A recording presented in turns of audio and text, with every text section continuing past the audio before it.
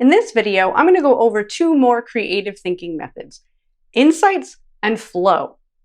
So first, creating insights. Think of insights like aha moments. They seem to appear from nowhere.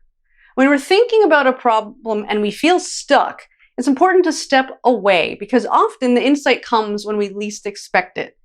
And this is because of our brain's reticular activating system, or RAS, because it continues to seek solutions even when we're no longer consciously thinking about the problem.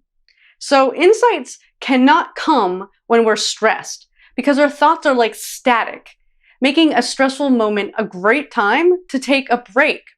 So follow this simple 5-step process for stimulating insights. First, gather information through research, experience, or observations. And then really sit down and hard think about it. Consider the knowns and the unknowns. Identify alternative solutions. And do this to the point of burnout. Then next, you need to give yourself time to incubate. When you reach a point of saturation or burnout, take a break and allow the unconscious mind to work its magic. Rather than simply doing nothing, consider doing things that stimulate your imagination, your emotions, or your happiness levels. Next, the aha moment comes. Ideas will come to you at random times, and so you always want to be prepared and have a way to write them down or send yourself a text message, whatever works. Then after the aha moment comes, the next step is to develop the idea that you receive. So then you're going to sit back down with these new ideas and expand on them, looking for possibilities and analyzing possible outcomes. So the last method is creative flow. Being in a state of flow is one of the most sought after states for creative people of all types. Flow is when you are completely absorbed in what you are working on, and time and the world just get lost because you're so in tune with what you're doing in the moment. The peak of creativity and performance exists in this state. And the good news is that we can learn to put ourselves in a state of flow.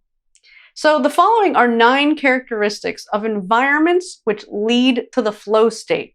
So each should be addressed in your organization and creative team in order to give members the opportunity to get into this creative state. So first, you want to have clear goals. Define clearly what you are trying to achieve, giving meaning and purpose to your actions. Immediate feedback is important.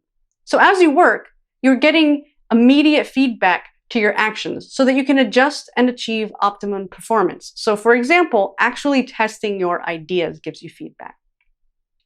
Balanced challenge. To reach a state of flow, we have to have a balance between our current skills and abilities and the level of challenge beyond our norm or comfort zone. So if something is too hard, we might give up. Whereas if it's too easy, we might get bored. Next is present moment awareness. When we are in flow, we are fully engaged in the present moment. We are not thinking about what we have to do later or what happened in the past. Then we have complete concentration as another factor. We are able to get into a state of flow when we are free from distractions and can fully engage with what we're working on without having to worry about multitasking, being interrupted, or any future responsibilities. Also, failure needs to be a non-factor. When we're in a state of flow and fully engaged in the now, we're not judging ourselves or worrying about getting something wrong. We must feel supported in order to risk failure in a flow state. Then we also have self-consciousness disappearing when you're in flow. So when you're in a state of flow, you're not concerned about what others might think or your self-image because all of your thoughts and actions are fully engaged with what you're working on in the moment.